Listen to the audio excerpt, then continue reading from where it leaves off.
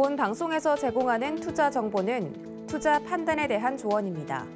방송에서 제공하는 주식의 가치, 가격 상승 및 가격 하락에 대해서는 방송사에서 보장하지 않습니다.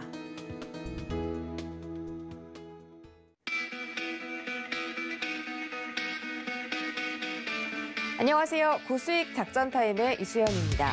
어제 우리 시장, 양시장 모두 하락 마감했습니다. 외국인과 기관이 하루 만에 팔자세로 돌아서면서 우리 시장 다시 한번 하방 압력을 받았는데 역시나 실적에 따른 개별 종목들의 차별화 장세가 펼쳐졌습니다. 또 조금 전에 마감된 뉴욕 증시도 사상 최고치 행진을 멈추고 오늘은 혼조세로 거래를 마쳤습니다. 다우지수는 4거래일 만에 하락 전환하면서 약세 흐름 보였고요. 나스닥만이 오늘 플러스권에서 계속 움직이다가 장 막판에는 상승폭을 줄여내면서 0%대에서 거래 마쳤습니다. 뉴욕 증시도 마찬가지로 대형 기술주들의 실적 발표에 따라서 개별 장세가 펼쳐졌는데 어제 어닝 서프라이즈를 발표했던 마이크로소프트가 시장 예상치를 상회하는 실적을 발표하면서 4% 급등했고 또 구글의 모회사인 알파벳 역시 급등하는 모습 보였습니다. 이렇게 어제는 뉴욕 증시에서 대형주가 이 시장을 견인하는 모습 보여줬는데 과연 우리 시장에 또 이런 영향이 있을지 함께 체크해 보도록 하시고요. 오늘의 투자 작전 화면으로 만나보시죠. 신승용의 작전 키워드 시간, 환율 하향 안정에 대해서 다뤄보도록 하겠습니다. 최근에 환율에 따라서 외국인들의 수급이 엇갈리는 모습인데 환율이 다행히 조금 떨어지고 있습니다. 이런 부분들 자세하게 짚어드리겠습니다. 허반석의 작전 리포트 시간, 이번 주 음식료 업종에 대해서 다뤄드리고 있는데 오늘의 종목은 CJ제일제당입니다. 우리나라 음식료의 상당 부분을 또 차지하고 있다라고 말해도 과언이 아닐 정도인데 CJ제일제당, K푸드가 한 발 더 남았다고 하는데 어떤 한 발일지 바로 체크해 드리도록 하겠습니다. 이주연의 고수익 작전 타임, 태양광 테마주 단기적인 접근 유효할까에 대해서 다뤄보도록 하겠습니다. 어제 또 태양광 관련 종목들이 급등하기도 했죠. 지금 투자해도 좋을지 포인트 짚어봅니다.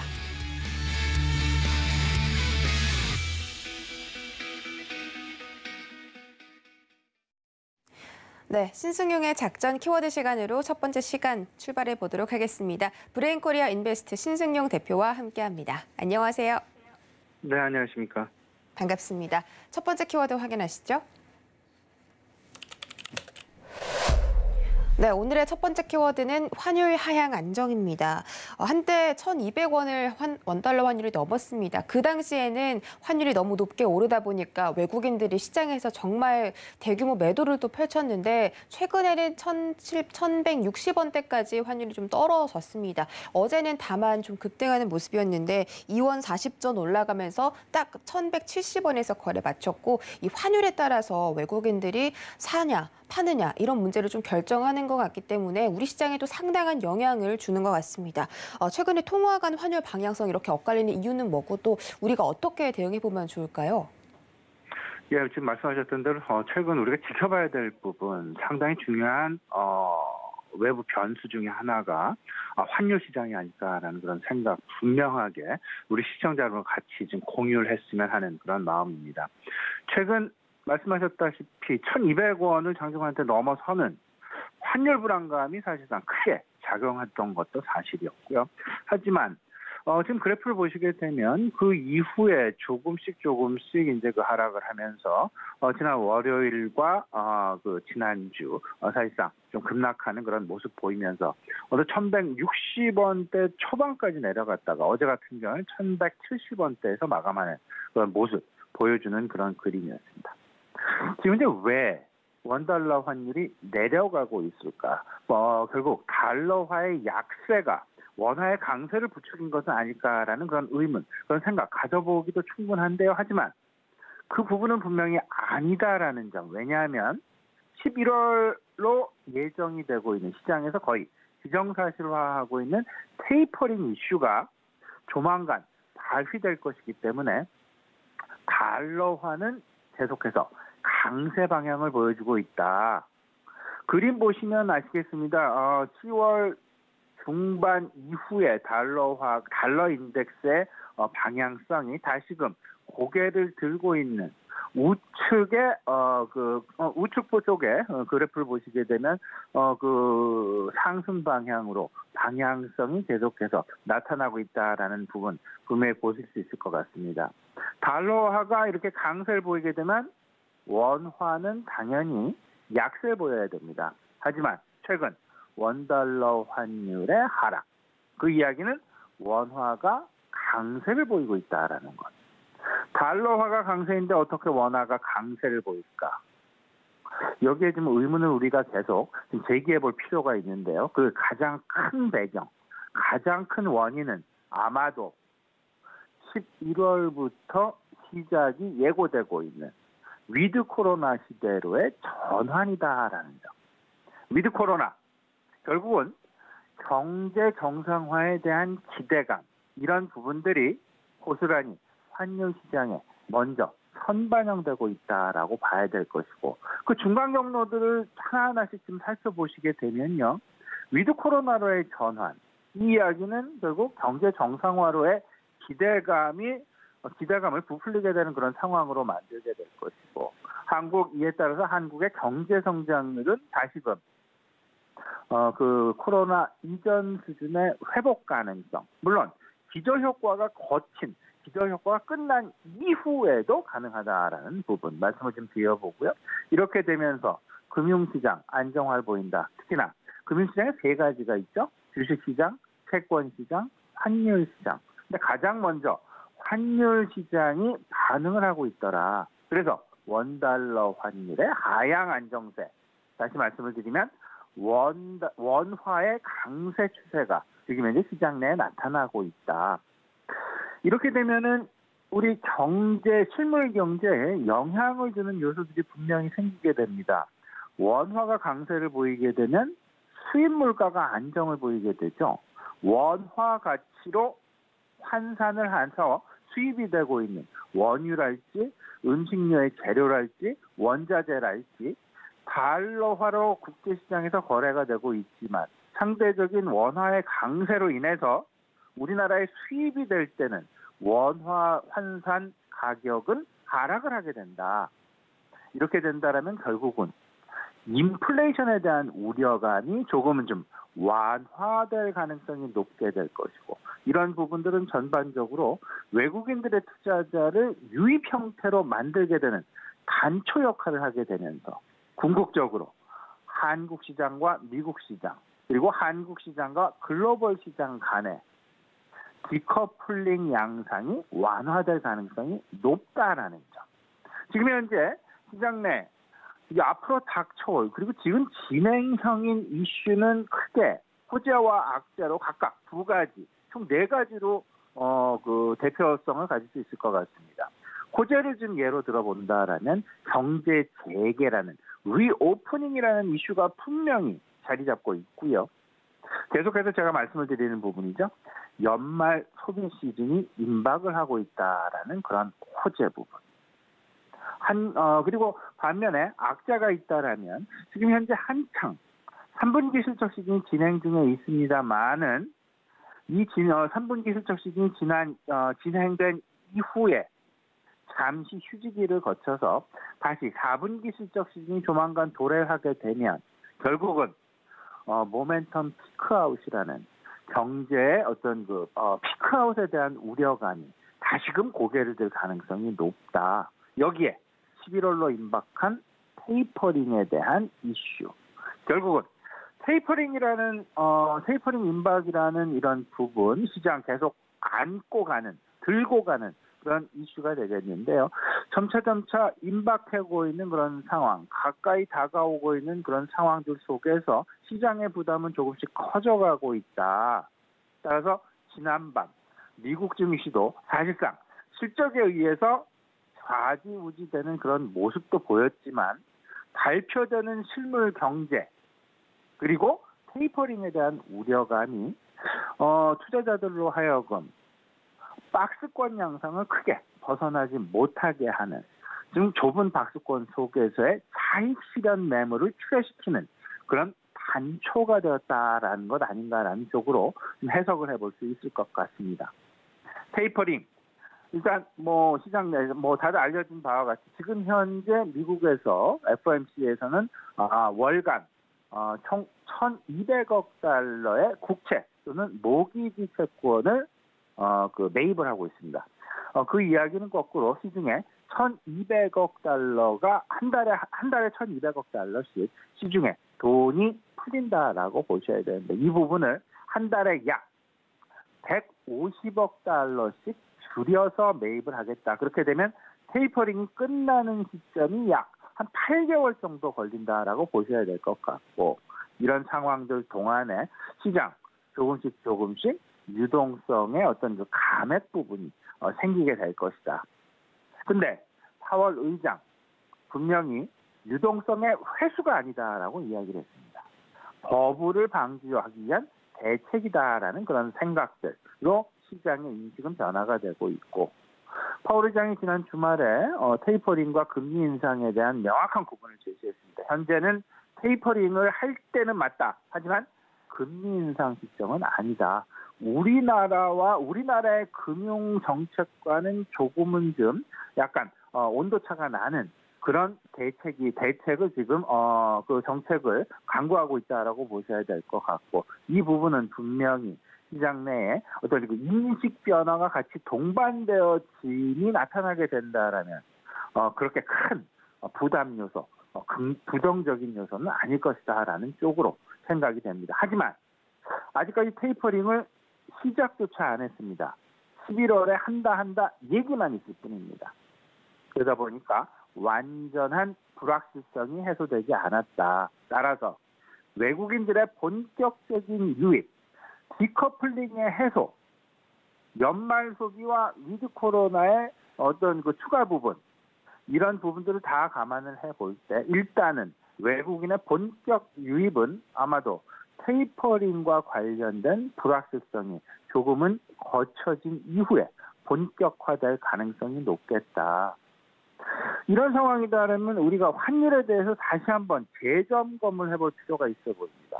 환율 시장에 어떤 영향을 미칠까? 크게 세 가지로 가능합니다. 하나는 인플레이션 관점에서의 수입 물가 쪽에 영향을 미치게 되고요. 두 번째는 우리 기업들로 하여금 수출을 함에 있어서 수출 경쟁력에 영향을 미치게 됩니다. 또 하나, 금융시장에서 외국인 자금의 유출입의 방향성에 어떤 그 촉매제 역할을 할 수 있는 그런 그 단초가 제공이 된다라는 점. 예를 들어 볼까요? 환율이 만약에 지금과 같이 계속 하락 추세에 있다.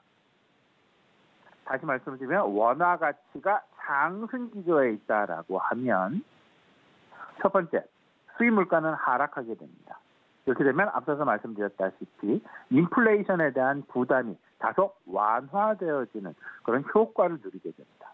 다만 기업들에 있어서 수출 경쟁력은 조금은 좀 둔화되어지는 그런 모습을 보여주게 될 것이다. 왜냐하면 원화가 강세를 보인다라면 상대적인 글로벌 시장 내에서 수출 가격이 상승을 하게 됩니다. 그러다 보니까 가격 경쟁력, 수출 가격에 있어서 경쟁력이 조금씩 둔화될 여지가 있다. 반면에 우리 시장 내, 우리 금융시장 내 외국인 자금의 방향성은 어떨까? 달러화, 원화 환율이 원화 가치가 계속해서 상승을 한다라면 달러화로 환산한 평가이익, 주가는 상승을 하게 됩니다. 그러다 보니까 달러화 평가이익의 증가가 나타나게 됩니다. 그렇게 되면서 외국인 자금을 유입하는 유인 효과를 보게 된다라는 점. 이런 부분들을 좀 생각을 해보면 지금과 같은 환율의 방향성, 결국 위드 코로나로의 전환에서 그 시작점이 되었다라면 연말 증시, 우리는 두 가지 기대감을 분명히 가질 수 있을 것 같습니다. 디커플링 해소와 관련된 두 가지 기대감. 그리고 하나는 외국인들의 환율 시장의 이런 방향성이 유지가 된다. 물론 테이퍼링 이슈가 진행되는 기간 동안 테이퍼링이 시작 전에 FOMC 시작 전에는 그 불확실성이 계속해서 잔존하고 있기에 완벽한 본격적인 외국인의 유입, 본격적인 디커플링의 해소는 조금 더 기대하기는 어렵습니다. 하지만 점차 분명히 외국인은 유입되고 디커플링은 해소되는 그런 방향으로 가게 될 것이다. 분명할 것 같고요. 여기에 더해져서 연말 소비 시즌이 임박하고 있다. 연말 소비 시즌에 대해서도 우리가 분명히 생각을 해둬야 되겠다. 외국인들이 만약에 조만간 본격 유입을 하게 된다라면 외국인들의 매수에 관한 순서는 어디에 가장 먼저 초점을 두고 시작이 될까? 가장 큰 것, 업종별 시총 대용주입니다. 시장에 대한 포트폴리오 구성에 있어서의 핵심 베이스가 됩니다. 핵심 근간이 됩니다. 그리고 여기에 추가해서 업종별 성장성에 따른 차별화, 포트폴리오 내의 구성 비율의 조정이 나타나게 될 것이고, 그리고 또 하나 꼭 이벤트 드리븐 전략에 의해서 진행이 되고 있는, 그리고 계속 되어질 것 같은 시장 내 테마군들, 이 테마군들에 대한 관심 분명히 가져가게 될 것이다. 그렇다면 지금 현재 연말 시장을 대비한 디커플링 해소와 관련된 환율 시장의 움직임에 영향을 받는 이런 시장의 방향 생각을 해본다면 외국인들의 유입이나 연말 소비 시즌을 생각을 하셔야 될 텐데, 분명한 것, 위드 코로나 연말 소비 시즌, 인플레이션이 크게 나타난다 하더라도 소비에 미치는 영향은 그리 크지는 않을 것이다. 따라서 원자재와 해운, 유통 생각하셔야 되고, 그 다음에 우리나라에서 소비의 근간이 되고 있는 백화점, 그리고 항공 수요, 그리고 식음료에 대한 관심 꼭 좀 가져가셔야 되겠다라는 부분 말씀드립니다. 네, 환율에 대해서 굉장히 또 자세하게 짚어주셨습니다. 원화와 가치가 올라갈수록 수입 경쟁력도 강화되고 또 외국인의 자금도 유입될 수가 있겠는데, 이런 부분들 지금 바로 안정이 됐다라고 볼 수는 없겠지만 앞으로의 방향성, 소비가 늘어나면서 이런 시장이 또 나올 수 있다라고 예견을 해주신 겁니다. 최근 시장들, 기업들의 3분기 실적에 따라서 울고 웃는 시장이 연출되고 있습니다. 어제만 하더라도 우리 기업들, 삼성 바이오로직스의 3분기 호조들, 그리고 뉴욕 증시의 기술주들의 호실적들 따라서 이 개별 종목 장세가 펼쳐졌는데, 오늘도 그럴 것으로 예견되고 있고, 또 실적 장세가 끝난다면 또 앞으로의 포트폴리오는 어떻게 대비하면 좋을지 짚어주시면 좋겠습니다. 네, 지금 현재 실적 시즌 한창 절정기를 통과하고 있습니다. 절정기를 통과한다는 이야기는 이제 서서히 실적 시즌이 마감된 이후 시장 전개 방향성을 미리 좀 준비해 둘 필요가 있겠다. 그런 이제 시점이 돌입하고 있다라고 보셔야 될 것 같습니다. 아마도 다음 주부터 정도는 이런 분위기가 시장 내 팽배하게 확산될 것으로 그렇게 생각이 되고 있습니다. 그렇다면 어떤 관점에서 나의 포트폴리오를 재정비해 나가야 될 것이냐, 미리 좀 준비해 두실 필요가 있어 보이는데요. 두 가지 이슈에 포커스를 갖자. 테이퍼링 이슈와 연말 소비에 대한 이슈. 이 두 가지 관점으로 시장 대응을 좀 마련해 보자. 여기에는 분명히 인플레이션이라는 부분, 그리고 테이퍼링이 현실화가 되면서 어떤 관심을 받는 업종이 무엇일까라는 부분 꼭 좀 생각을 해 주셔야 될 것 같고, 위드 코로나의 전환과 함께 연말 소비 시즌이 맞물리게 되는 소비의 폭등 가능성, 이런 부분들까지 우리가 지금 염두에 두면서 3분기 실적 시즌이 정점을 통과하고 있는 지금 상황에서 3분기 실적 시즌이 끝난 이후의 장세를 미리 대비해 놓는 포트폴리오 구성 전략, 이번 주 후반 분명히 필요해 보이지 않나 말씀을 좀 드려봅니다.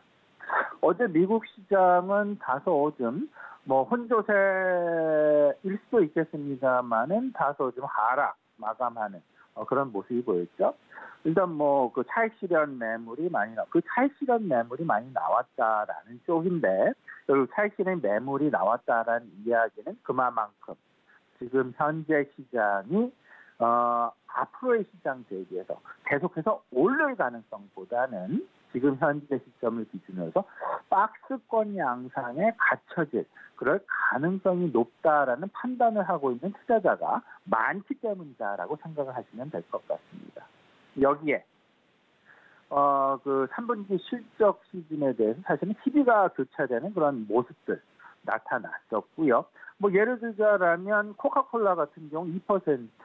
일단 경제 재개, 미국 오프닝과 관련해서 엔터 산업이 좋아지게 될 것이고, 스포츠 관람도 늘어나게 되고, 영화관 관람도 늘어나게 되고, 레저, 스포츠에 대한 관심 늘어나게 되면서 결국 음료수에 대한 수요가 증가하지 않겠느냐 이런 기대가 분명히 반영이 되었고, GM 자동차, 미국의 자동차는 5.4%나 급락하는 그런 모습을 보였습니다. 포드사도 한 2%, 2.5%가량 하락하는 그런 모습이었는데요. 3분기 이익이 조금 좀 예상치보다 못 미치는 그런 결과, 결국은 이에 대한 배경은 자동차 반도체에 대한 공급 부족이 그 배경에 있다라고 보셔야 될 것 같고, 다만 이런 GM이랄지 포드랄지 전통적인 자동차 기업들의 주가가 어제 조금 좀 많은 큰 폭의 하락을 보였던 가장 큰 이유는 최근 테슬라가 전기차 시장에서 시장 전망치를 넘어서는 그런 선전을 하고 있기 때문이다.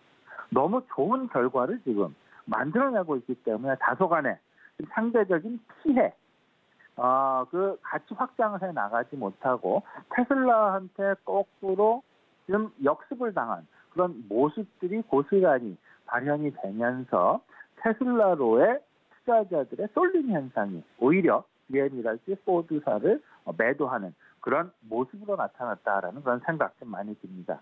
여기에 식음료 중에 대표 회사죠. 맥도날드 같은 경우 2.7% 정도 상승하는 그런 모습을 보였습니다. 가격 인상 효과, 그리고 이제 그 신메뉴 출시 효과를 고스란히 봤다라는 부분이고, 보잉사 조금 하락했죠. 737 맥스에 대한 인도 증가함에도 불구하고 공급망에 대한 그런 우려가 제기되었다라는 점. 여기에 우리가 고민해야 될 부분 분명히 있습니다. 오늘 저녁 미국의 3분기 GDP 발표 예정에 있습니다. 그리고 그 PCE 지표, 개인 소비 지표에 대한 발표도 예정에 있는 그런 상황. 이걸 보니까 특히나 3분기 GDP 같은 경우에 지난 2분기 대비해서 시장 전망치가 무려 4%포인트나 둔화될 것으로 그렇게 예상이 되고 있다라는 이 부분 상당히 이제 그 소위 말해서 정점 논란, 피크아웃 논란을 확산시킬 수 있는 그런 어떤 그 우려 요소로 시장 내 대두가 될 가능성이 높지 않을까. 이런 부분들이 대기하고 있기 때문에 지난밤 미국 시장 내에서는 차익 실현 매물이 조금 더 많이 나오게 되는, 그래서 시장은 박스권 안에 갇힐 수밖에 없는 그런 모습들이 전개되었다라고 보셔야 될 것 같습니다. 조금 더 부연 설명을 해드리면 지난 2분기 미국의 2분기 GDP 성장률은 6.7%였습니다. 근데 이번에 시장에서 전망하고 있는 3분기 GDP 성장률은 2.7%에 머물 것이다.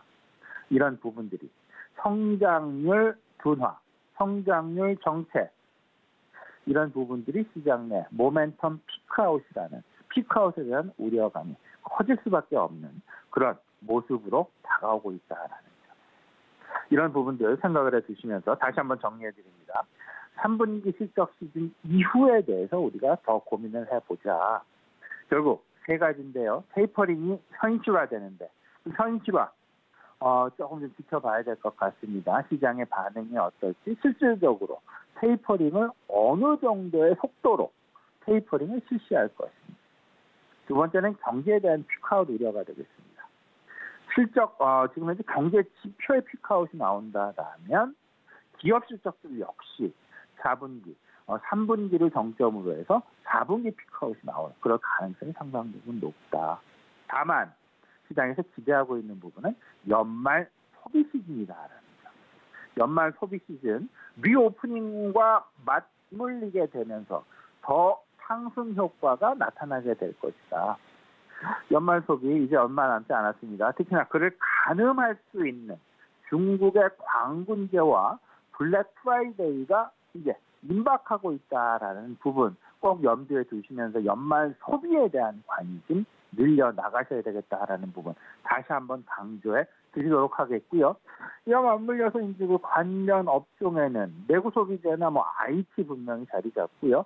유통업종 분명히 자리 잡습니다. 그리고 테이퍼링 이슈와 관련된 인플레이션, 이와 관련해서는 원자재와 소재, 그리고 은행주에 대한 관심 여전히 필요해 보인다. 다만 그리고 그 계속 되어지는 시장 내 테마군 중에 하나죠. 2차 전지와 태양광, 수소, 특히나 최근 테슬라의 선전, 이런 부분들로 인해서 2차 전지랄지 태양광이랄지, 또 하나 다시 한번 말씀드리지만 자율주행에 대한 관심도 역시 우리가 계속해서 꾸준히 그 관심을 가져 나가야 되겠다는 부분 다시 한번 정리해드리도록 하겠습니다. 네, 실적 시즌 이후에는 내 포트폴리오 어떻게 구성하면 좋을지 세 가지 부문에서 짚어주셨죠. 리오프닝과 소비 관련, 그리고 테이퍼링, 여러 가지 이슈들이 있었습니다. 그 섹터들 저희가 짚어드렸으니까 한번 이후에 체크해보시기 바라겠습니다. 지금까지 브레인코리아 인베스트 신순용 대표와 함께했습니다. 고맙습니다. 네, 감사합니다.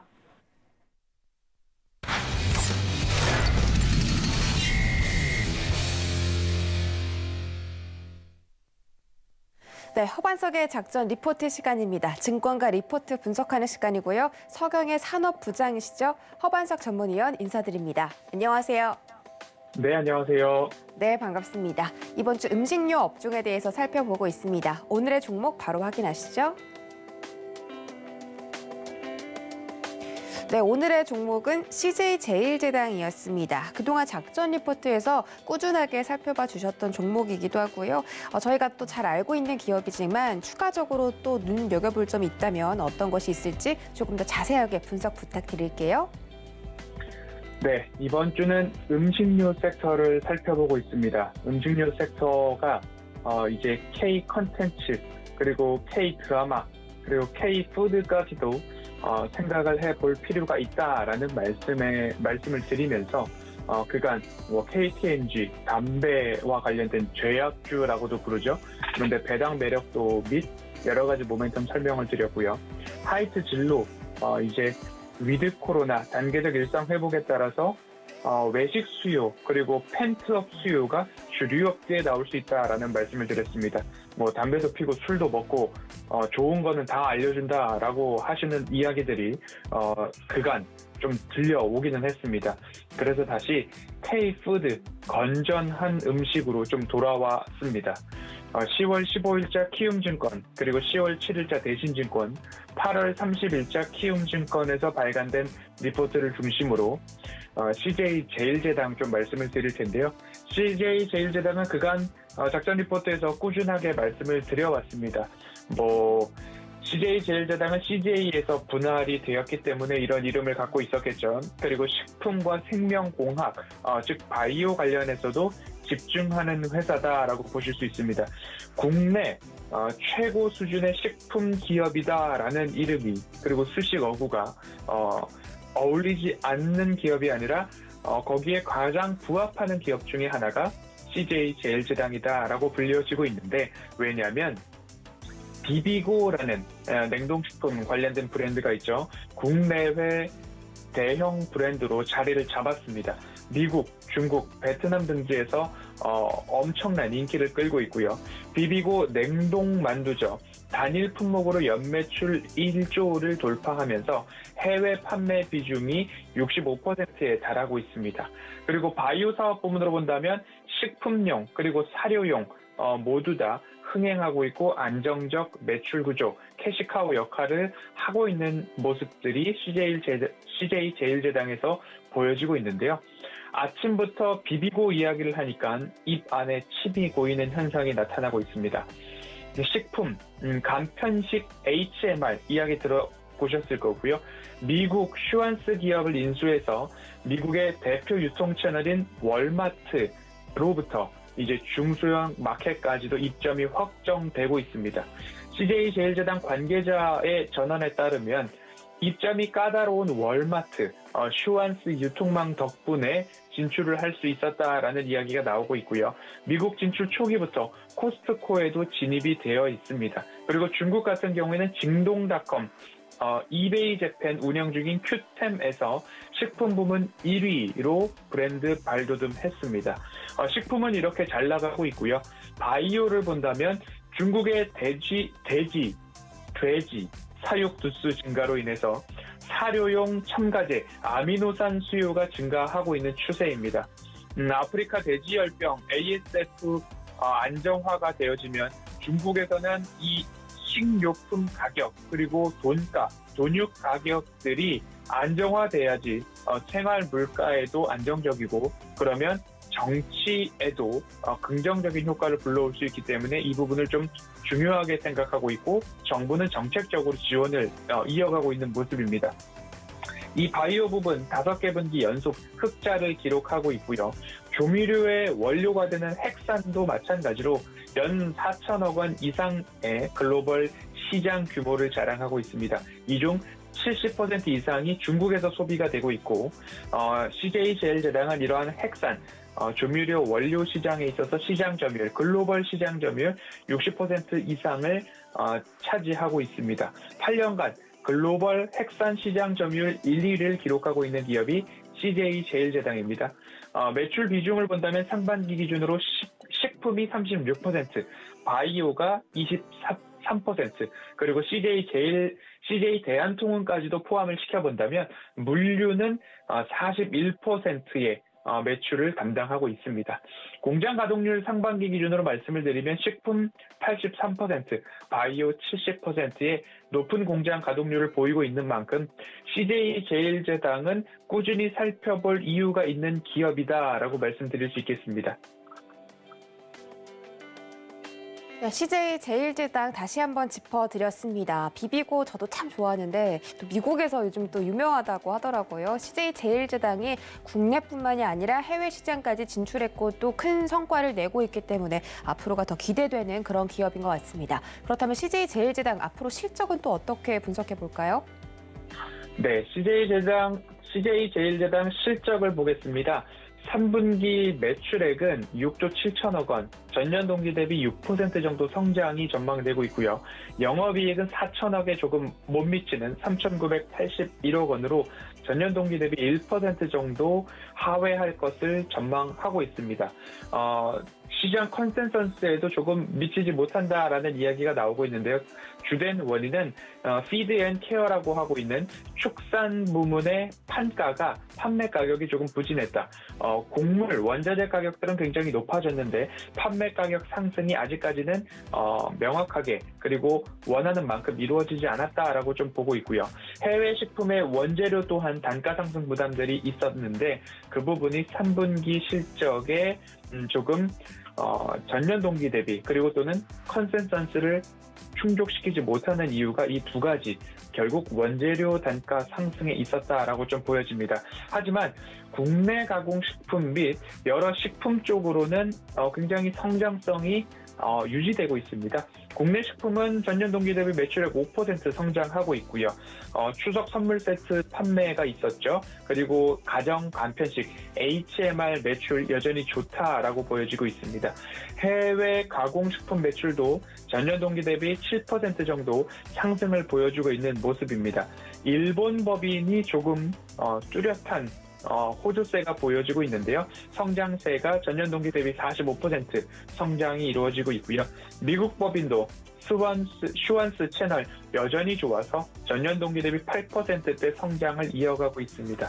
3분기 식품 부분의 수익성, 전년 동기의 성장성 여전히 유지해 가고 있는 모습이고요. 그리고 바이오 부분의 매출도 좀 살펴보아야 되겠습니다. 바이오는 전년 동기 대비 17% 성장성을 보이고 있습니다.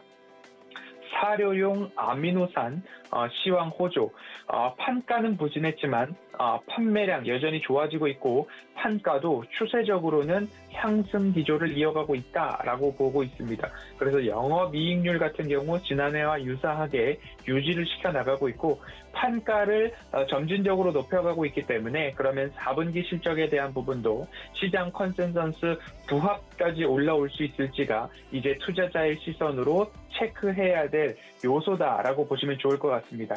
이제 피드 앤 케어, 축산 부분이 조금 어려웠죠. 사료 판가 인상이 10% 이루어졌음에도 불구하고 동남아 지역의 코로나19 확산에 따라서 이 부분들이 조금 판가가 2분기 대비에는 하락을 했다라는 이야기가 나오면서 영업이익률 하락의 주된 요인으로서 결국 기승전 코로나19 영향으로 말씀을 드릴 수밖에 없을 것 같습니다.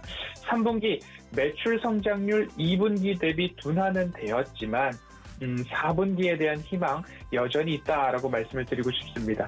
미국은 슈완스 관련된 매출 성수기에 진입을 하고 있고 코로나19로 셧다운이 되었던 동남아시아 지역 다시 좋아지고 있다라는 뉴스가 연일 나오고 있습니다. 3분기 대비 개선되는 영업 환경 등을 고려했을 때 식품 관련된 부분에서는 원재료의 가격 상승을 판매 가격에, 제품 가격에 전가시키기 좋은 기업이다. 그런데 그 시차에 따라서 3분기가 약간 부진했다. 하지만 판매 가격 상승에 따라서 앞으로 4분기는 좋아질 수 있을 것이다 라는 이야기가 대세적인 전망입니다. 그런 부분들 좀 감안해 보신다면 실적으로도 좋아질 CJ제일제당이다 라고 말씀드릴 수 있겠습니다.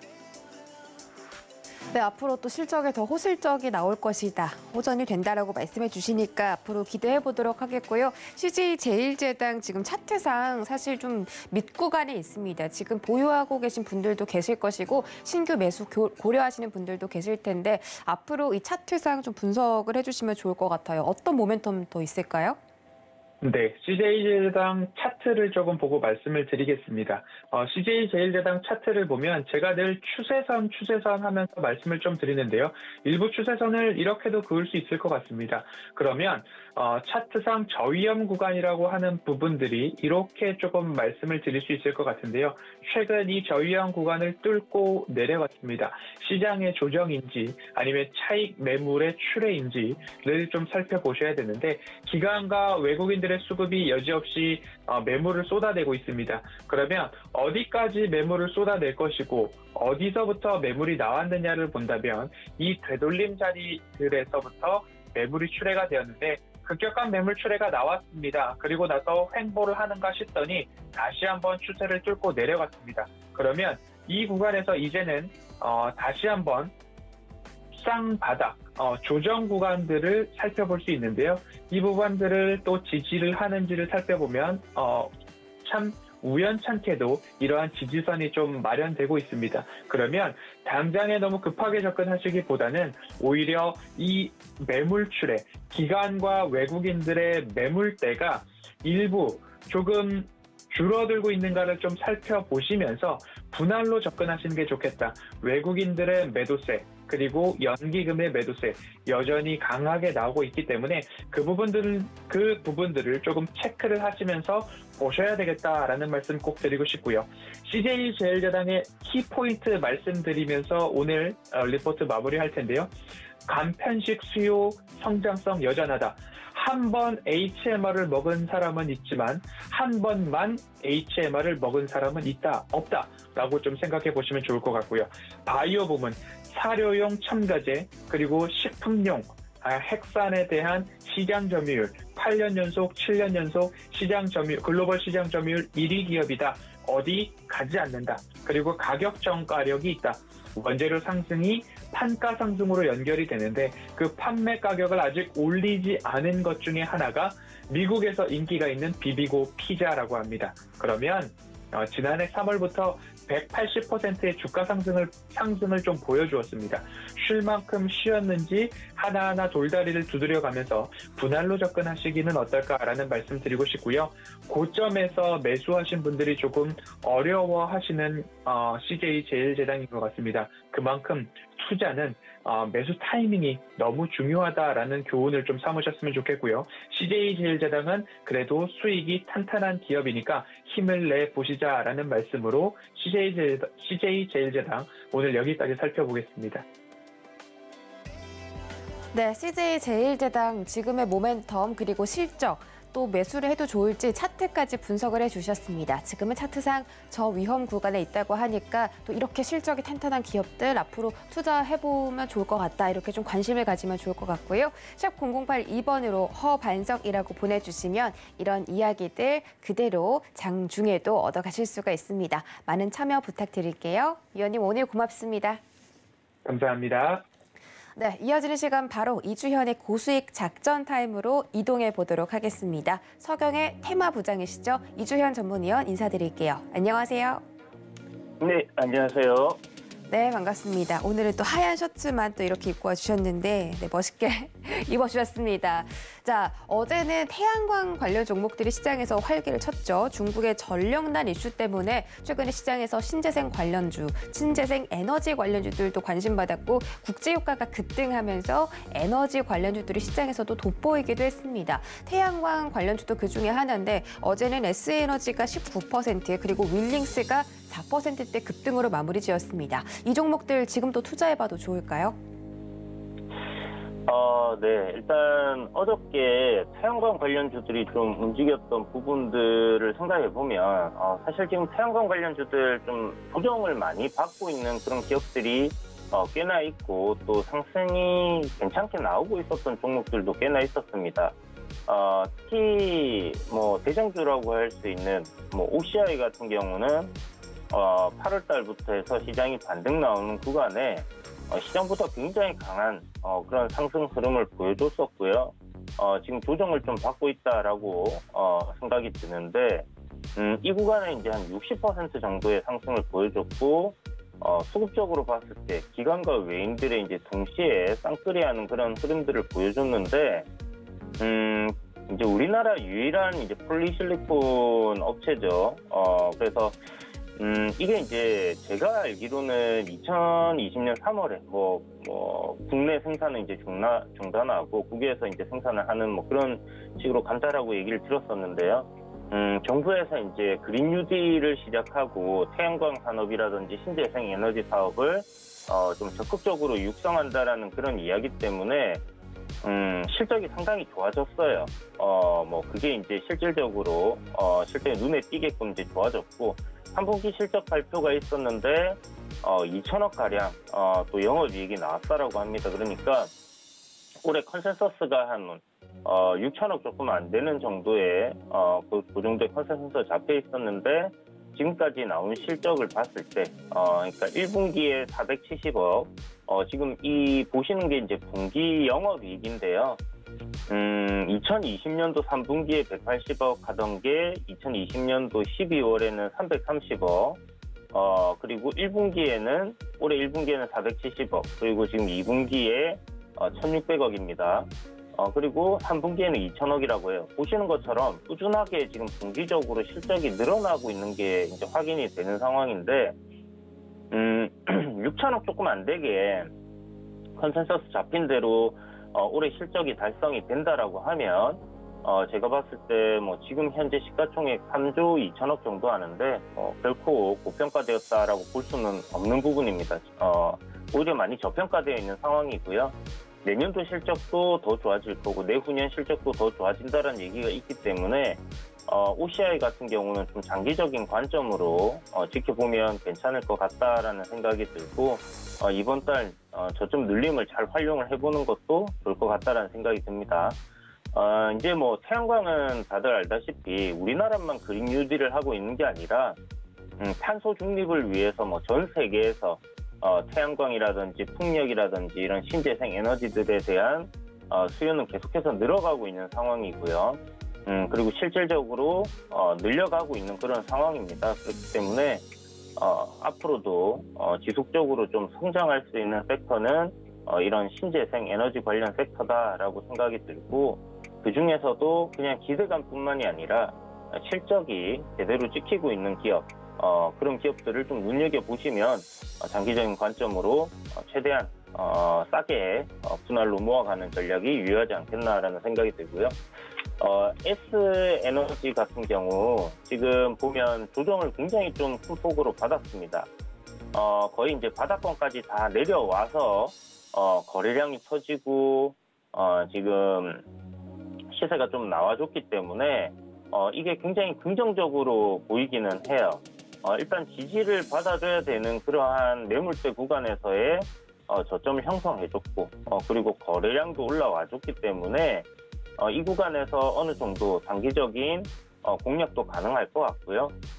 저는 뭐 태양광이라든지 신재생 에너지 관련주들은 물론 뭐 때가 되면 단기적으로 꾸준하게 이제 수익을 트레이딩 관점으로 이렇게 지켜봐야 되는 시점이 오겠지만 지금은 내리막길을 멈추는 그런 거래량이 한번 터졌기 때문에 여기서는 뭐 공략을 해서 짧게 먹겠다라기보다는 태양광 산업 전체 섹터가 장기적인 성장성을 갖고 있다라는 관점에서 저점 매수의 기회로 한번 누려보는 것도 나쁘지 않겠다라고 생각을 하고 있고요.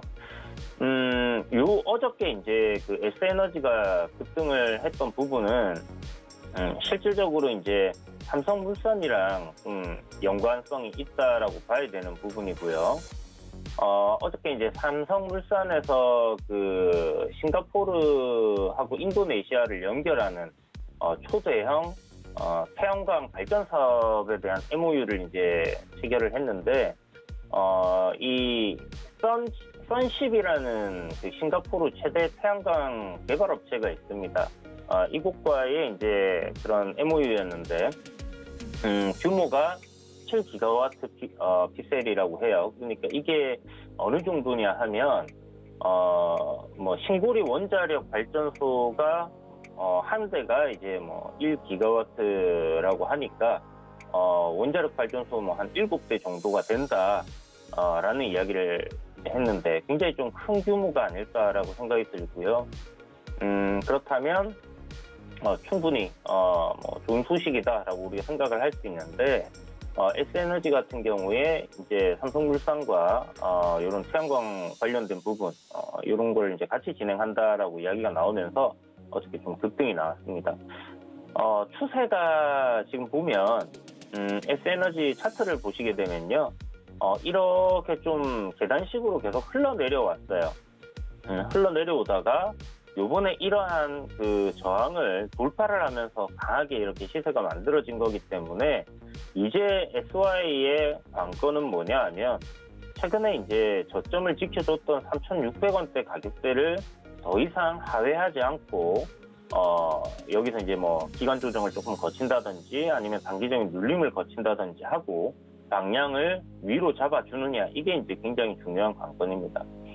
그런데 이제 내려오던 종목이 뭐 V자 반등으로 해서 이렇게 쭉 상승 추세로 만들어줄 수도 있겠지만 단기적으로는 뭐 올라가던거나 내려가던거나 방향을 틀기 전에는 항상 박스권 형태의 흐름들이 나오기 마련입니다. 그렇기 때문에 그런 부분들을 조금 생각해서 최대한 뭐 천천히 저점 구간을 노려보신다면 괜찮지 않겠나라는 생각이 들고요.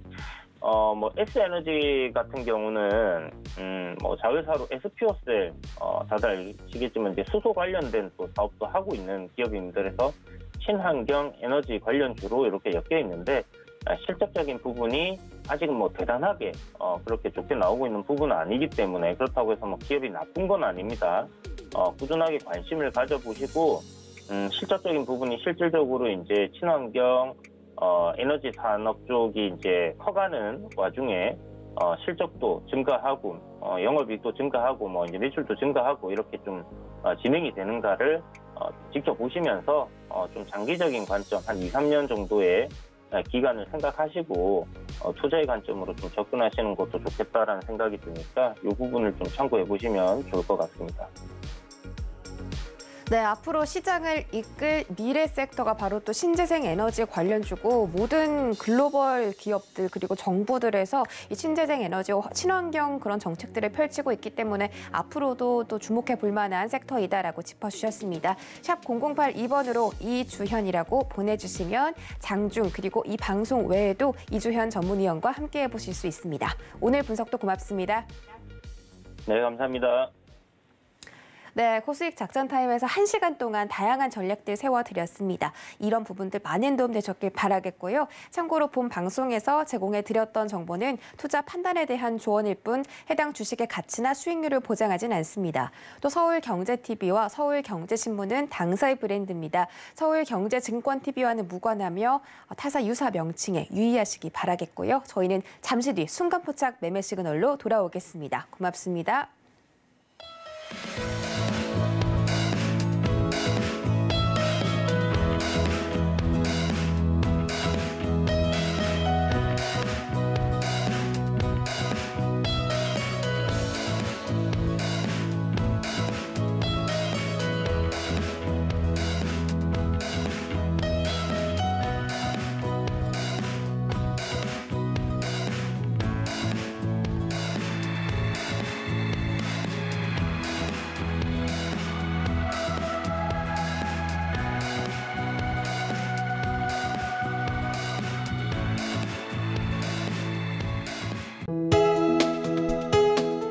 본 방송에서 제공하는 투자 정보는 투자 판단에 대한 조언입니다. 방송에서 제공하는 주식의 가치, 가격 상승 및 가격 하락에 대해서는 방송사에서 보장하지 않습니다.